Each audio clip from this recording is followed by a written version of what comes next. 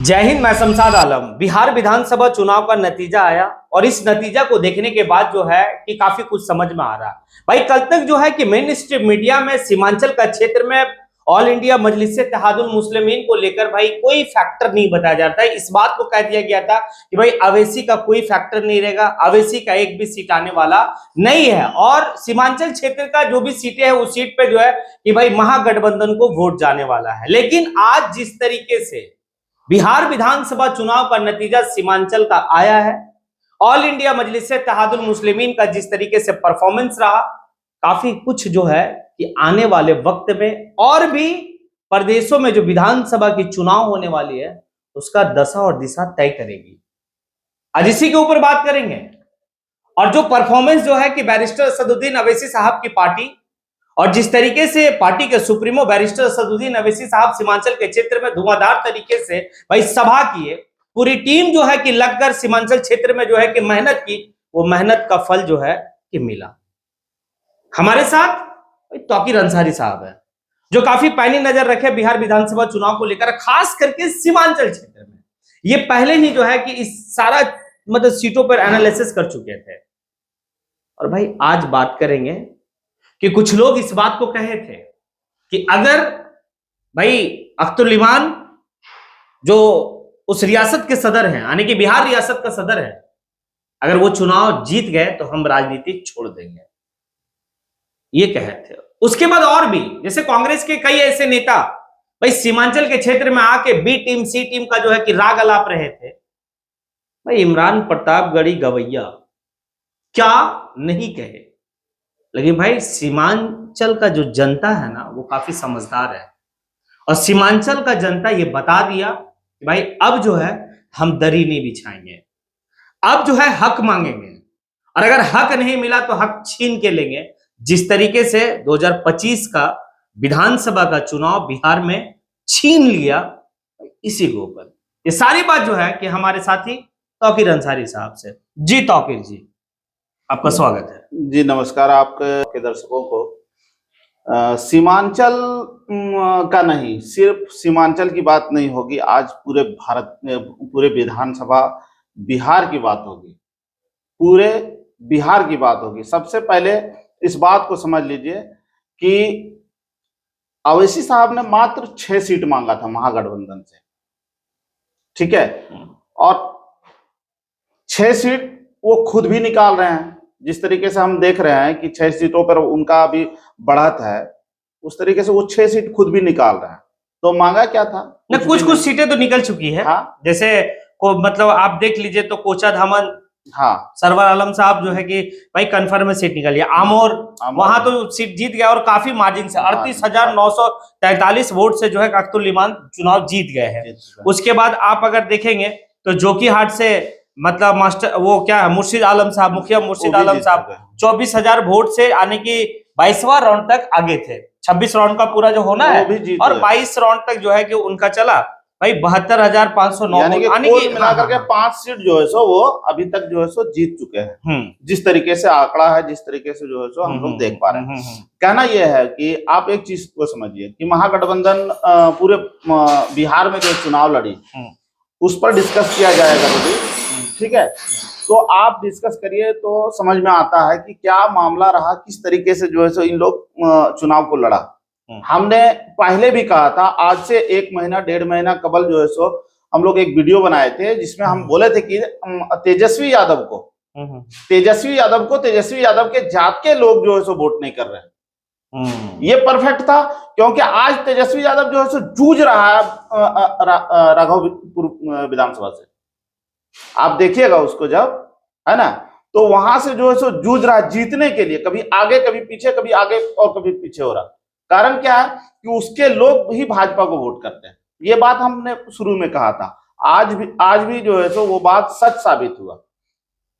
कुल मिलाकर के आप जब देखिएगा, अगर इमरान प्रतापगढ़ी, इन लोग का तो नाम ही नहीं है, असदुद्दीन अवैसी साहब इनके बारे में बोल दिया कि आदमी मुखिया चुनाव नहीं जीत सकता। जिस तरीके से मुसलमानों के बीच में जाकर के ये तफरका पैदा किया ये आदमी, ठीक है, मुसलमानों को बांटने का काम किया, इससे बड़ा घटिया राजनीतिक बाज हम जो है आज तक अपने जीवन में नहीं देखे थे। इस आदमी को कहीं ना कहीं जो है सो भाजपा प्रोटेक्ट कर रही है, और भाजपा इसको जो है सो मुसलमानों को तोड़ने का काम करवा रही है, मुसलमानों को तोड़ने का काम इस आदमी से करवा रही है। ये भाजपा का आदमी है, या तो बहुत बड़ी बात आप कह रहे हैं, भाजपा का आदमी है, ऑन रिकॉर्ड में कह रहा हूँ। एक मिनट हाँ, ये बात तो काफी बड़ा आप कर रहे हैं। मतलब बीजेपी का बी टीम का भाई जो तमगा देने में लोग तुले हुए रहते हैं वो अवैसी साहब के ऊपर, लेकिन आप कह रहे हैं कि कांग्रेस का भाई जो इमरान प्रतापगढ़ स्टार प्रचारक कहे जाते हैं वो बीजेपी के इशारे पे काम कर रहा है, एकदम इशारे पे काम कर रहा है। आपको हम साबित करके बताएंगे। इस चुनाव में आप एक चीज समझ लीजिए, ठाकुरगंज विधानसभा है, वहां से जो है सो एमआईएम के प्रत्याशी कुछ ही वोट से हार रहे हैं, और जीत कौन रहा है? जी, कांग्रेस तो वहां जीत नहीं रही है। ठीक है, तो सवाल है कि आप किसके लिए प्रचार कर रहे थे, किसको हराने की बात कर रहे थे? आपका लड़ाई जो है सो भाजपा से होना चाहिए। आप राष्ट्रीय पार्टी के जो है सो प्रवक्ता हैं, राष्ट्रीय पार्टी के जो है सो मेंबर ऑफ पार्लियामेंट है, उसके बाद आपका जो लड़ाई है वो किससे है? आपका लड़ाई जो है सो एमआईएम से है। मतलब कि कहीं ना कहीं आप जो है सो जिस तरीके से भाजपा मुसलमानों को नहीं देखना चाहती है, आप भी नहीं देखना चाहते मुसलमानों को हिस्सेदारी में नहीं रखना चाहते हैं। आप समझ लीजिए कि असदुद्दीन अवैसी कांग्रेस को सपोर्ट कर रहा है, कहां?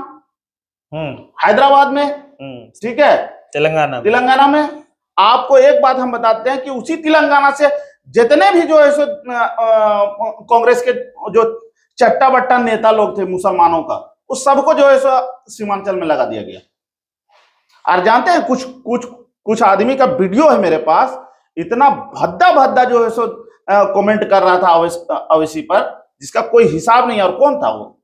नाम का मुस्लिम है, जो हम पहले ही बोले थे कि अगर यदि इनको खतरा है, आज अगर मान के चलिए कि जिस तरीके से चुनाव लड़ रहे थे अवैसी साहब, हमने बताया था आपको कि जिस तरीके से अवैसी साहब इस बार चुनाव लड़ रहे हैं, ठीक है, काफी मेहनत करने के बाद वो 5 सीट को बचा पाए।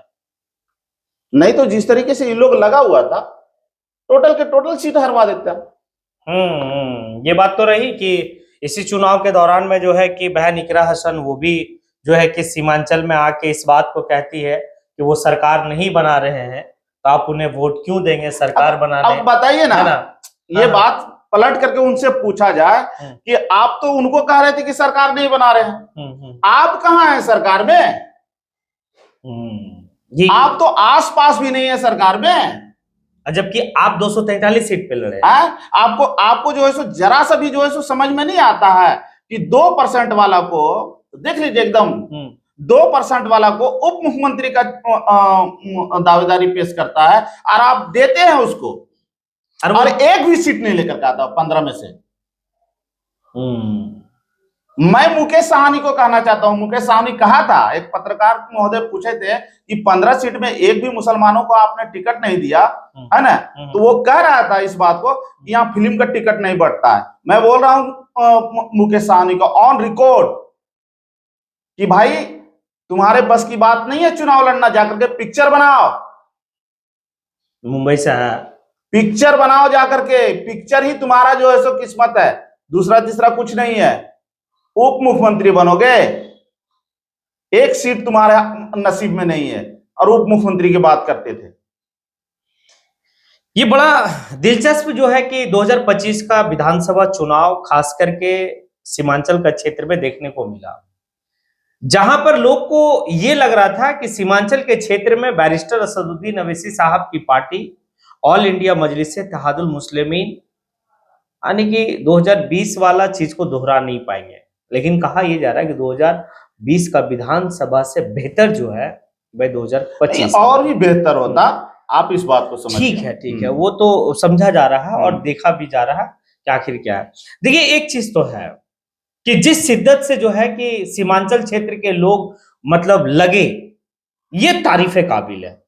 और इसी शिद्दत से और भी प्रदेशों में जब चुनाव होती है, कहने दीजिए, ये कांग्रेस वाले लोग हमेशा कहते हैं कि भाई कि ये बी टीम है, कुछ सो कॉल्ड सेकुलर पार्टी जो है, चाहे आप चले जाइए उत्तर प्रदेश में तो समाजवादी पार्टी वहां कहेगी कि भाई बी टीम है, आप झारखंड चलाइए तो झारखंड मुक्ति मोर्चा कहेगी बी टीम है, आप अगर जो है कि आप पश्चिम बंगाल चले जाइए तो वहां पर ममता दीदी कहेगी कि बी टीम है। लेकिन भाई आप खुद ही नहीं रोक रहे हो। लेकिन बिहार का जनता ये बता दिया है 2025 का विधानसभा चुनाव में, और खास करके सीमांचल का मुस्लिम बाहुल क्षेत्र के जो समाज के लोग हैं वो बता दिए कि अब हम दरी नहीं बिछाएंगे, अब हक मांगेंगे, और अगर हक नहीं मिला तो हक छीन के लेंगे, और लिया भी बाकायदे।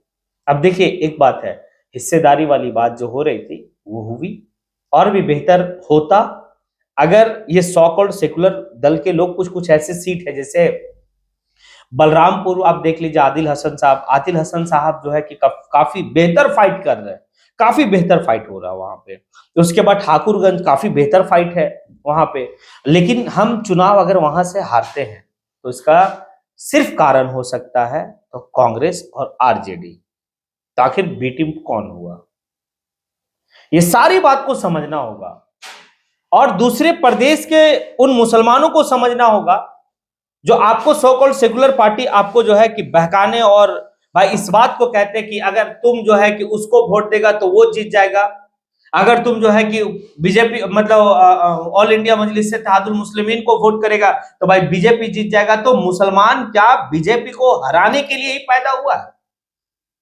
नहीं देखिए, नहीं वो बात नहीं, हाँ, सुनिए, वो बात नहीं है। बात यहाँ ये है, आप एक चीज समझिएगा कि कांग्रेस कितनी सीटों पे चुनाव लड़ रही थी बिहार में? अच्छी खासी सीटों पे लड़ रही थी, ठीक है। कांग्रेस का जनाधार जो है सो खत्म हो जाता अगर यदि मुसलमान खाली हट जाएगा तो। उसका दूसरा कोई है नहीं। इसका क्या है, इसका आपको बताते हैं। जितने भी सीटों पर चुनाव लड़ रहा होगा, हम अभी क्या कि कांग्रेस पर ज्यादा हम मंथन किए भी नहीं, इसके लिए नहीं बता सकते हैं। जितने भी सीटों पे चुनाव लड़ रहा होगा, अभी जो है सो ताजा तरीन जो न्यूज चल रहा है, अभी 4:29 हो रहा है, अभी जो है सो 4 विधानसभा पे जो है सो कांग्रेस आगे चल रहा है। ठीक है, 4 विधानसभा पर आगे चलने पर आप एक चीज देख लीजिएगा कि 72 वोट से मार्जिन से है, ये कभी भी चला जाएगा, लेकिन 3 गो है, 3 में से 2 जो है सो मुस्लिम उम्मीदवार है जो आगे चल रहे हैं। आप समझ के देखिए, अगर कांग्रेस को बचाना है तो मुसलमान बचा रहा है।